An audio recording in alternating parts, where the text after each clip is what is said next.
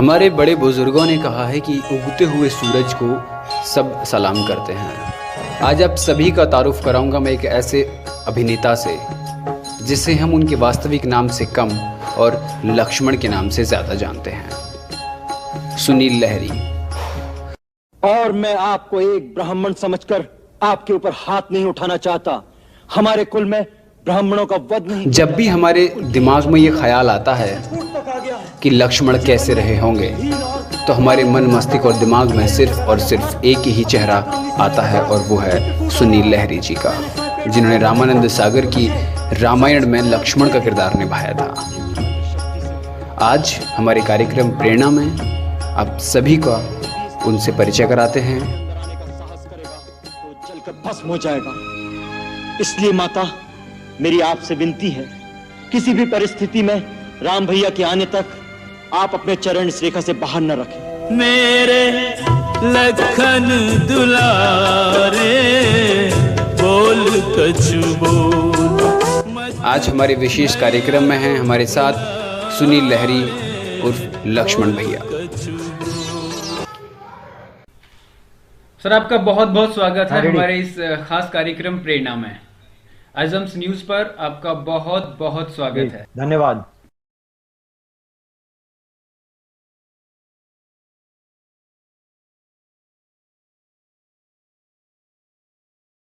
Sir, 25 जनवरी 1987 को पहली बार रामायण का दूरदर्शन पर प्रसारण हुआ। उसके बाद 28 मार्च 2020 को इसका प्रसारण हुआ है।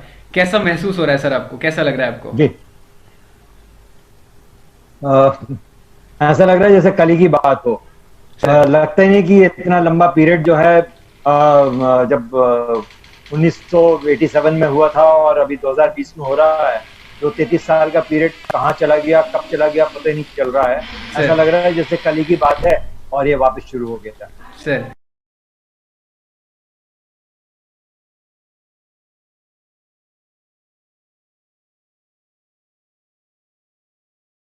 तैतीस वर्ष के बीच में, इस 33 वर्ष के अंतराल में बीच में और भी बहुत सारे सीरियल्स बने हैं, रामायण बनी है, महाभारत बनी, लेकिन उनमें और जो रामानंद सागर जी की रामायण है उसमें संवादों में बहुत सारी भिन्नताएं हैं, उनके पात्रों में बहुत सारी भिन्नताएं हैं, बहुत सारी चीजों में विभिन्नताएं हैं। जो आपकी रामायण और आजकल की रामायण में बहुत सारी भिन्नताएं हैं, इसका कारण क्या है सर? क्या है, देखो, समय के साथ चीजें चेंज होती गई हैं सर, और भिन्नता जो है वो टेक्नोलॉजी भी काफी फर्क पड़ गया। उस समय की टेक्नोलॉजी में नई नई थी, लो बैंड में हम लोगों ने शूट किया था, सेट्स का भी उतना नहीं था, इनफैक्ट स्पेशल इफेक्ट्स ज्यादा नहीं होते थे, तो ये सब चीजों की बहुत मतलब एक परेशानी थी। आज के टाइम में क्या है कि बहुत सब चीजें जो हैं बहुत एडवांस हैं, बहुत अच्छे से हो जाती हैं, तो वो टेक्निकलिटी के हिसाब से तो मैं कहूँगा कि बहुत ज्यादा भिन्न है। पर हाँ, ये जरूर है कि इमोशन के हिसाब से क्या है कि अब कम हो गया इमोशन। अब क्या है, थोड़ा सा ज्यादातर जो चीजें हैं वो बहुत मैकेनिकल है, या फिर कह सकते हैं बहुत कैलकुलेटिव। दिमाग ज्यादा यूज हो रहा है, दिल कम यूज हो रहा है।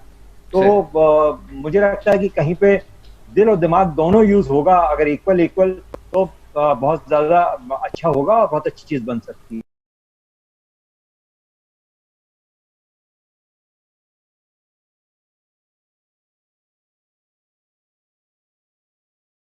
लेकिन सर टेक्नोलॉजी आई है, बहुत सारी चीजों में बदलाव हुआ है, लेकिन उसके बावजूद भी अगर देखा जाए तो जो आपकी रामायण है उसने बहुत सारे टीवी चैनल्स की टीआरपी के रिकॉर्ड तोड़े हैं।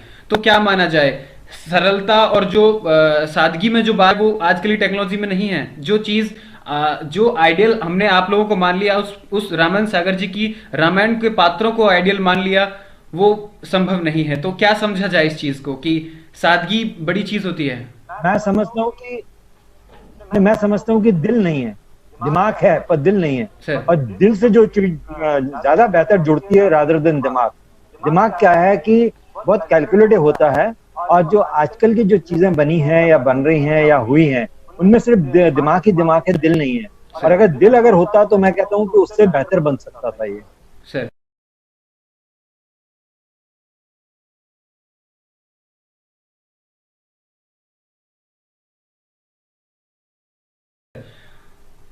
मुकेश खन्ना जी ने एक बात कही है, बहुत अच्छी बात कही है। उन्होंने कहा है कि आजकल की जो डेली शॉप्स हैं वो पुरानी चीजों पुरानी ग्रंथों को बिगाड़ रहे हैं, गलत तरीके से दर्शाने की कोशिश कर रहे हैं। आपका क्या राय है, क्या आपकी क्या राय है इस बारे में? देखिए क्या है कि सबकी अपनी इंटरप्रिटेशन होती है। मैं भी समझता हूँ कि ये इंटरप्रेट जो कर रहे हैं आज के हिसाब से, जो आज के राइटर हैं उसको अपने हिसाब से वो ढाल रहे हैं उन चीजों को।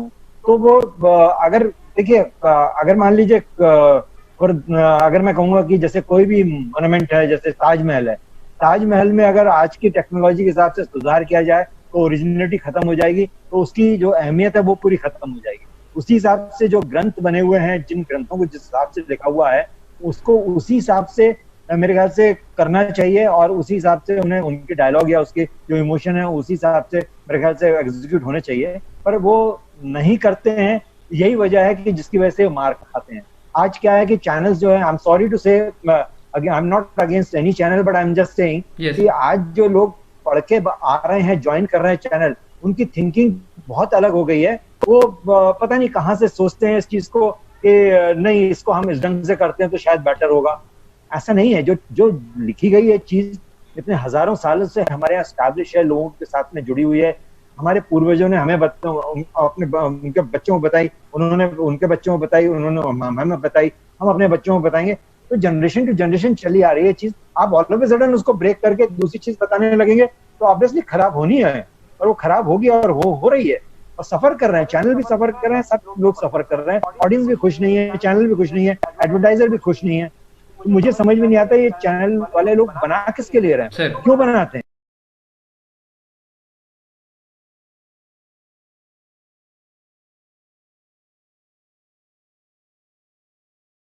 हियर इज अ क्वेश्चन कि जब 1987 में रामायण का पायलट एपिसोड बना था और वो दूरदर्शन में गया था, तो सिर्फ इस वजह से उन्होंने 2 बार रिजेक्ट कर दिया था क्योंकि उसमें सीता जी का जो ब्लाउज था वो कट स्लीव्स में था। और अगर आज की उन ग्रंथों रामायण में देखें तो देखा कि उसमें द्रौपदी के पीठ पर टैटू बना दिया गया था।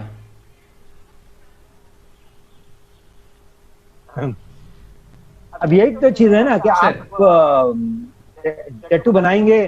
टैटू उस जमाने का कॉन्सेप्ट नहीं था सर, और रहा भी होगा तो उसकी जो थिंकिंग है टैटू की डिफरेंट रही होगी। क्योंकि हम कई बार देखते हैं पुराने जो लेडीज हैं या पुराने जेंट्स हैं, उनके हाथ में या उनके कहीं बदन में टैटू होता है। और वो टैटू जो है कि वो किसी धार्मिक उससे या फिर किसी मतलब है कि कोई ना कोई रीजन होता है, उसके पीछे कोई सॉलिड रीजन होता है, तब उसका टैटू बनाया जाता है। आज की तरह नहीं जो मॉडर्न टैटू। और आजकल की लड़कियां क्या है कि या लड़के हैं फॉर दैट मैटर, टैटू बनवा लेते हैं शौक के लिए। तो अगर टैटू बना हुआ था तो उनको ढकना चाहिए था, उसको कवर करना चाहिए था, और नहीं किया कवर। तो डेफिनेटली ऑडियंस रिलेट करेगी कि यार ये क्या है यार, ये द्रौपदी है या सीता है या फॉर दैट मैटर कोई भी ऐसी गॉडेस है जो टैटू बना के घूम रही है। That looks very obscene, and that looks, I don't think that looks genuine also, and people will relate with that.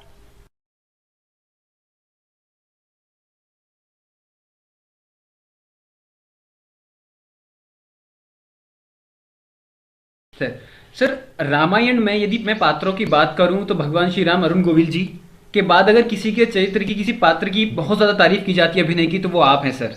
आपने विक्रम और बेताल किया, उसके बाद दादी की कहानी की, उसके बाद सीधा आप रामायण में आप लक्ष्मण के किरदार में सीधे दिखे। तो संक्षेप में जान जाए क्या कहानी थी इसके पीछे? क्या आप खुद गए थे रामन सागर जी के पास, प्रेम सागर जी के पास कि मुझे ये किरदार करना है, मुझे ये किरदार निभाना है? मैंने एक इंटरव्यू में सुना था आप किसी और किरदार के लिए गए थे, शत्रुघ्न के किरदार के लिए गए थे, लेकिन फिर बाद में आपको लक्ष्मण किया। क्या कहानी रही थी? मुझे ये रामायण के लिए ये सिलेक्शन हुआ था, जब सिलेक्शन हो गया तो मैंने फिर थोड़ा सा कंफर्टेबल नहीं था, पर जब प्रेम जी ने समझाया मेरे को, मैंने कहा चलो मैं करता हूँ। ओके। हमने शूट किया। शूट करने के बाद में मुझे पापा जी ने बुलाया और सागर साहब ने कहा कि भाई मैं चाहता हूँ तुम लक्ष्मण करो। हाँ। तो मैंने कहा भाई लक्ष्मण तो ऑलरेडी शशि पुरी जी कर रहे हैं। हाँ। और जब तक मेरी अच्छी दोस्ती भी हो गई थी उनसे, तो कहने नहीं वो नहीं कर रहा है, तो मैं चाहता हूँ कि तुम करो। तो मैं कभी ऐसा काम नहीं करना चाहता कि जो कभी किसी को लगे कि मैंने उसके पीठ में छुरा भोंका या उसके जगह पे जगह ले लिया एंड ऑल दैट। मेरे लिए दोस्ती ज्यादा इंपॉर्टेंट होती है, रिश्ते ज्यादा इंपॉर्टेंट होते हैं। तो मैंने शशि पुरी से फोन पे बात की, मैंने उनसे पूछा, मैंने कहा शशि जी ऐसी सी बात है। तो कहने हाँ यार मैं तो नहीं करने वाला हूँ, और तेरे को मिल रहा है तो तू कर ले, और तू नहीं करेगा तो कोई नया लड़का करेगा, कोई और करेगा, तो इससे बेटर है, तेरी इच्छा है करने की। मैंने कहा मैं तो करना चाहता था। उन्होंने कहा ठीक है, फिर करना चाहता था तो क्यों नहीं करो। फिर तब मैंने पापा जी को बोला कि ठीक है मैं करता हूँ। तो मुझे लगता है कि कहीं पे उन्होंने जब मेरा काम देखा होगा, जो भी हमने शूट किया, तो उस समय नाम स्टैब्लिश नहीं हुए थे कि कौन सा कैरेक्टर कौन कर रहा है। तो उन्हें लगा होगा कि भाई इसकी पर्सनैलिटी है या इसका जो अपीयरेंस है वो लक्ष्मण के लिए फिट हो सकता है, तो इसलिए उन्होंने मुझे ऑफर किया और मैंने एक्सेप्ट किया। और बाकी तो सारी दुनिया जानती है कि उसका रिजल्ट क्या होगा।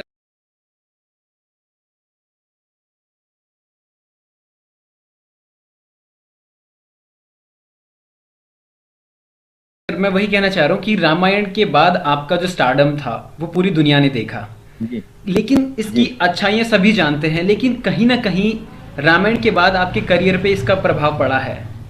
क्या आपको लगता है कि वास्तविकता में आपके करियर पर इस चीज़ का प्रभाव पड़ा है? रामायण करने के बाद आप और आपके लिए, आपके प्रति जो लोगों की भावना है वो एक गॉडेस भगवान के रूप में आपसे जुड़ गई है और फिर वो आपको किसी और किरदार में देखना पसंद नहीं करे, ऐसा उस उतने वक्त के निर्माताओं ने सोचा होगा कि ऐसा उनके दिल में होगा? क्या रहा इसके पीछे कारण सर? क्योंकि 90s के दशक में हम लोग तरस गए थे, हम लोग रामायण देखते थे, लेकिन और किसी किरदार में आपको देखने के लिए हम तरस गए थे कि अब कब दिखाई देंगे हमारे लक्ष्मण। नहीं, ऐसा कुछ नहीं था कि भाई लोगों ने मुझे टाइप कास्ट कर दिया था या फिर लोगों ने सोचा कि नहीं ये लक्ष्मण कर सकता तो कोई और नहीं कर सकता। क्या है, रामायण के चलते ही मेरे को कुछ ऑफर्स थी और अच्छी ऑफर्स थी, अच्छे बैनर्स थे, और उनमें से एक दो तो ऑफर ऐसी थी कि जो उस समय न्यू कमर थे, आज सुपरस्टार हैं, पर अनफॉर्चुनेटली मैं कर नहीं पा रहा था या कर नहीं पाया। क्योंकि क्या हुआ कि रामायण के साथ में मेरी जो कमिटमेंट थी वो महीने में 18 दिन की होती, और 18 दिन फिक्स नहीं थे कि 1 से 18 तक होगा या पर्टिकुलर डेट से एक साथ 18 दिन करने होंगे, या बीच बीच में 2-2, 4-4 दिन का गैप मिलता था, 2-2, 4-4 दिन के लिए। पर मैंने जब प्रोड्यूसर्स को अप्रोच किया या फिर प्रोड्यूसर मेरे साथ काम करना चाह रहे थे जो, तो एक सेकेंड, कोई नहीं सर।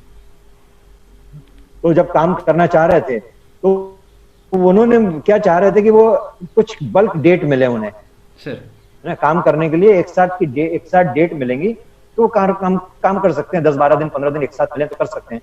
तो एक आध बार मैंने सागर साहब से भी बात की थी इस बारे में कि भाई मेरे को 10-12 दिन की आप गैप दे दो या फिर आप ऐसा कमिटमेंट कर लो कि जिसमें मेरे को हर महीने 10-10 दिन का चंक मिल सके सर। तो फिर क्या है कि मैं दूसरा काम भी कर सकता हूँ सर। तो वो अनफॉर्चुनेटली हो नहीं पाया, और उसके नहीं होते मेरे हाथ से काफी काम गया है उन दिनों, जिसका मुझे कहीं दुख भी होता है। और उस समय में तो बहुत ज्यादा दुख होता था, उस समय बहुत ज्यादा तकलीफ होती थी। जब रामायण खत्म हुआ, उत्तर रामायण का टाइम आया, तो उत्तर रामायण में मैंने थोड़ी सी कंडीशन इस बात को लेकर डाल दी थी कि भाई मैं आपको इतने ही दिन दूंगा और इतने दिन मैं नहीं करूंगा, तो मैं दूसरा काम करना चाहूँ। और उस समय मेरे पास में 2-3 अच्छे प्रोजेक्ट आए जो मैंने किए भी, पर अनफॉर्चुनेटली क्या होता है कि कई बार आपके कुछ प्रोजेक्ट्स जो हैं नहीं चलते हैं या नहीं हो पाते हैं।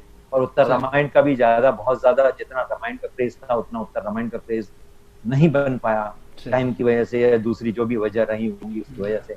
तो ऑटोमेटिकली क्या होता है कि जो कहावत मशहूर है कि उगते सूरज तो सब सलाम करते हैं, डूबते हुए कोई नहीं करता। सर मैं वही कहना चाह रहा हूँ, जैसे अभी आप एक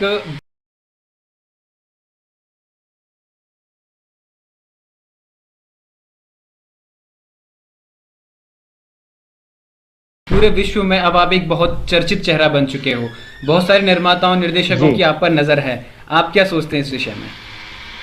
जी, क्या आपको लगता है कि लोग अब देखिए अच्छी ऑफर आएंगी तो मैं करूंगा, क्योंकि क्या है कि देखिए क्या आपको लगता है कि अभी आप आगे बढ़ेंगे, अब लोग आपके पास आएंगे, प्रोजेक्ट्स लेकर आएंगे, तो क्या अच्छे प्रोजेक्ट्स आप करेंगे? बिल्कुल करूंगा सर। अच्छे प्रोजेक्ट्स आने चाहिए, अच्छे रोल आने चाहिए। क्योंकि देखो आज की तारीख में क्या है कि जो दाल रोटी कमाने के जो इशू था वो तो नहीं है अभी इशू, है ना। भगवान की दया से ठीक ठाक है, काम कर रहा हूँ, ठीक है, दाल रोटी चल रही है और वही जरूरत है मेरी। बस मैं इतना ये कहूंगा कि मुझे अच्छा काम चाहिए, अच्छा काम मिलेगा तो करूंगा, नहीं मिलेगा तो कोई बात नहीं करूंगा ना। अच्छे लोगों के साथ काम करना चाहता हूँ, मतलब है कि उस तरह का काम करना चाहता हूँ कि जिससे क्या है कि जो आज लोगों के मन में मेरे प्रति जो धारणा है कि एक अच्छे कलाकार है या अच्छा काम करते हैं, इनमें है टैलेंट उस हिसाब से, तो वो एक्सपेक्टेशन में खराब नहीं करना चाहता। मैं पीस ऑफ फर्नीचर बन के काम नहीं करना चाहता, वो नहीं करूंगा मैं। कि अगर आपने मतलब है कि ठीक है इसका नाम, इसका चेहरा ले लिया क्योंकि इसको ऑडियंस पसंद करती है, और आपने उसको मतलब यूज नहीं किया, सिर्फ जगहों पे खड़ा कर दिया है जहाँ पे 2 छोटी-छोटी लाइनें के हिसाब से दे दिया, इंपॉर्टेंस नहीं है उसकी कैरेक्टर की, तो I will not do it.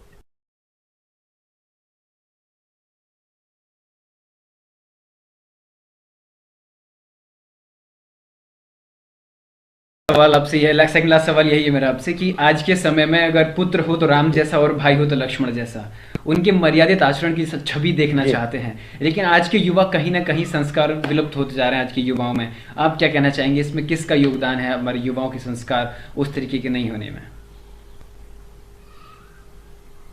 मैं ये कहूंगा कि समय जो है वो उस हिसाब का हो गया है कि जहाँ पे जद्दोजहद बहुत ज्यादा करनी पड़ती है लोगों को, इसलिए उतना टाइम उस हिसाब से वो मतलब है कि भावनाएं नहीं जोड़ पाते हैं। परंतु मुझे लगता है कि इस प्रोग्राम को देखने के बाद में, इस प्रोग्राम को जो रिस्पांस मिला है उसको देखते हुए लगता है कि लोग कुछ नहीं तो 10 से 20% अपनी भावनाओं को लेके वही जो रिलेशनशिप है मर्यादा पुरुषोत्तम की या भाई की जो मतलब है कि इम्पोर्टेंस है, वो कहीं ना कहीं मेरे ख्याल से जुड़ेंगी, और आई एम श्योर कि ऐसा होना चाहिए।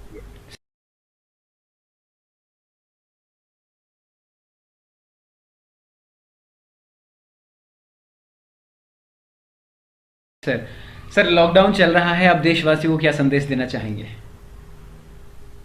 मैं ये कहूंगा कि देखिए लॉकडाउन जो है ये एक अच्छे कॉज के लिए है, आपकी अपनी भलाई के लिए है, आपकी अपनी सेहत के लिए है। मैं सिर्फ ये कहूंगा कि लॉकडाउन में इसका पालन करें, पूरी तरह सहयोग करें, क्योंकि लॉकडाउन का अगर आप पालन नहीं करेंगे तो आपको और आपके घर में आपके जो परिजन है किसी को भी नुकसान हो सकता है। और सोचिए कि आप जैसे ही इंसान, जो पुलिसकर्मी हैं या फिर डॉक्टर्स हैं, नर्स हैं, जो सफाई कर्मी हैं या जो वेंडर्स हैं, जो मतलब हमारे लिए सामान पहुंचा रहे हैं या हमें मतलब ख्याल रख रहे हैं, जो हमें ठीक ठाक रख रहे हैं, उनका सोचिए, उनकी फैमिली का सोचिए। हम सब ये लॉकडाउन को सक्सेसफुल बनाइए और जल्दी से नॉर्मल करिए सिचुएशन को, सब कुछ ठीक हो जाएगा। कुछ लोग हैं जो अपने आप को पता नहीं 30 मार का समझते हैं, शेर समझते हैं, उनकी वजह से बढ़ते जा रहा है और इससे नुकसान मेरा अकेला नहीं है, किसी अकेले का नहीं हो रहा, पूरे देश का हो रहा है। उन लोगों का भी हो रहा है जो लॉकडाउन की अवहेलना कर रहे हैं।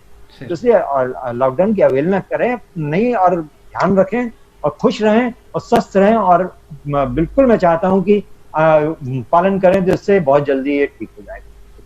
सर बहुत बहुत धन्यवाद आइजम्स न्यूज़ के साथ हमारे साथ जुड़ने के लिए, आपका बहुत बहुत धन्यवाद। आपने बहुत अच्छा समय दिया अपना, उसके लिए बहुत बहुत धन्यवाद। थैंक यू सर, प्रणाम। थैंक यू वेरी मच, धन्यवाद, प्रणाम, जय श्री राम। जय श्री राम।